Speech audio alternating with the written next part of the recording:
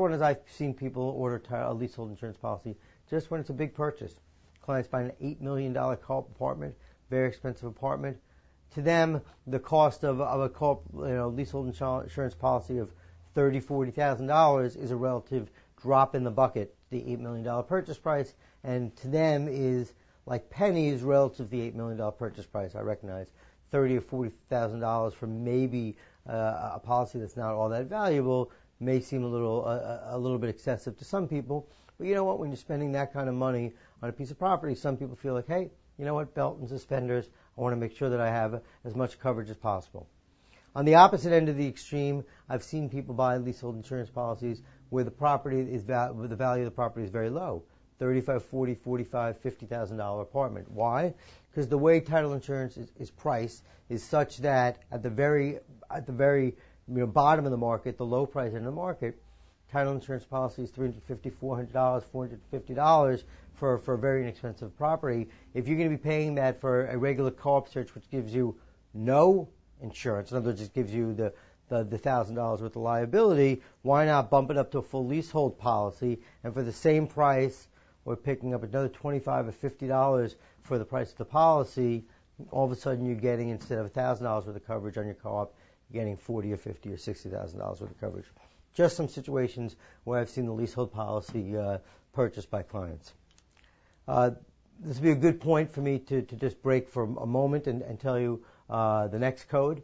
Again, I'll remind you, I've said it and I'll just repeat it, that in order for you to get your credits for and to prove that you took this class, at the end of this program you're going to be prompted to insert these codes, and you need the codes, and if you don't have them, you're going to have to go back to the beginning and start all over again. So please be ready to write down the code now. I'll say it sort of as slowly as possible. Please write this code down. So the second code is 62486. 62486. I'll say it one more time so I don't forget it. 62486.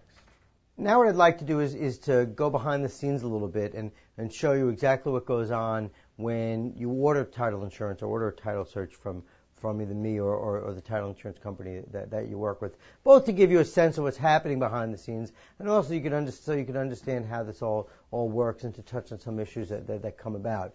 So when you're good enough to call me, email me, call another company, email them and say, hey, here's a piece of business I'd like you to work on, first thing we should do obviously is thank you. And after that, we're going to begin a title search. First thing we're going to do is we're going to go and search the records of the recording office in the county where the property is located, depending where the property is. And we're looking for those documents that we discussed earlier. We're looking for the deed, the current deed for the property. We're looking for mortgages, other documents, other liens, encumbrances that might be on the property. As far as the search is concerned, you should understand that it's industry standard to do what's called a 40-year search. So we really only look back 40 years. Or I should clarify that a little bit more clearly. We go back 40 years or to the last time the property was transferred. So if it turns out that this property has been owned by the same guy for 50 years, then we go back to 50 years plus 1 day. Either the last time the property was transferred or 40 years. And we do that because in our opinion that's the amount of time that we need to go back to make whatever determination we need to make. That's not to say if there wasn't a break in title 80 years ago, 90 years ago, 120 years ago that we're not on the hook for it. We are, but we really only search back 40 years, and in our experience, that's as far back as we need to go. That's on that's when we're doing a search for an owner's policy. When it's for a refi or a refinance, it's just a mortgage policy, we only go back 10 years.